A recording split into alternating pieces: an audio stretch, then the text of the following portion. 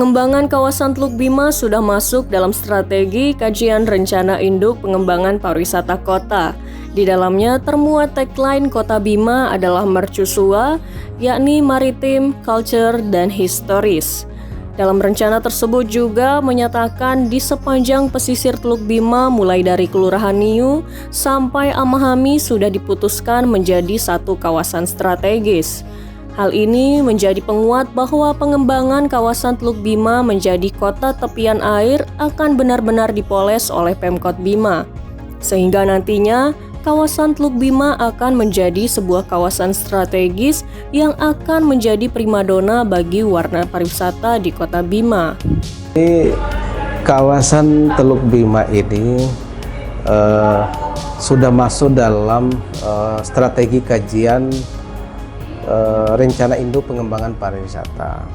Bahkan di dalam Riparda itu dinyatakan bahwa tagline-nya Kota Bima ini adalah mercusuar, jadi maritim, culture, dan historis.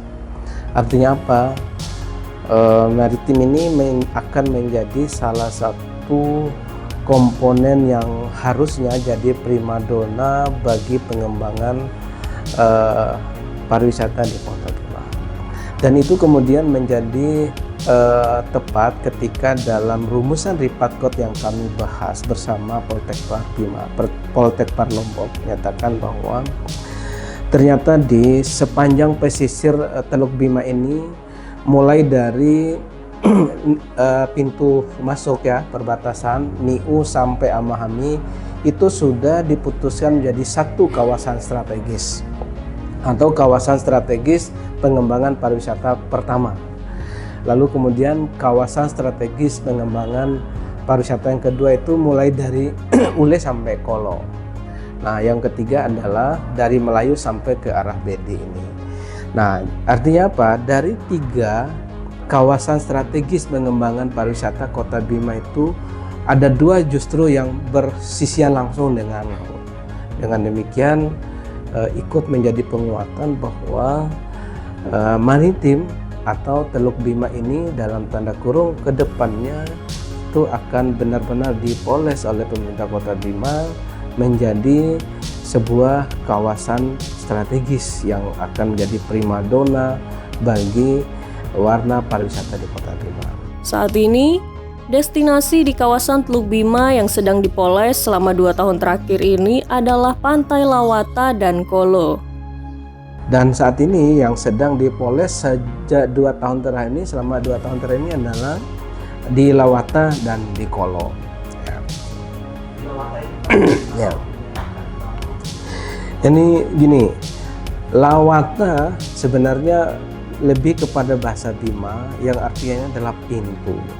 Jadi sebagai pintu pertama masuk Bima, kawasan di objek destinasi Lawata ini benar-benar harus menggambarkan miniaturnya Kota Bima. Jadi di Lawata itu harus tergambar karakter budaya, sosiologi masyarakat Kota Bima, dinamika, kemudian bahkan juga bangunannya itu harus menggambarkan inilah kompleksitasnya Kota Bima. Dan hari ini insya Allah tergambar betul dari sana. Ada berbagai macam heterogenitas yang menggambarkan bangunan-bangunan yang ada. Bahkan saat ini juga sudah ada yang namanya simbol yang mengarahkan kepada perdamaian Nusantara. Sudah dibangun yang namanya Gong Perdamaian Nusantara yang juga sudah diresmikan tanggal 23 Februari beberapa hari yang lalu. Di Kolo pun seperti itu.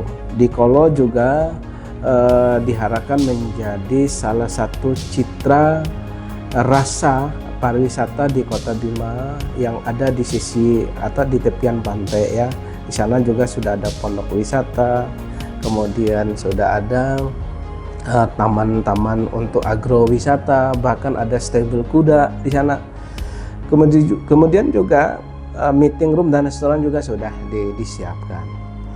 Bahkan rencana kami yang sudah disepakati bersama dengan pemerintah Kota Bima, sampai-sampai kemudian nantinya akan dirubah jalur jalan umum yang ada di depan pondok wisata itu sudah disiapkan jalur di belakang melingkar dan di depannya itu nanti akan menjadi semacam Malioboro-nya Jogja.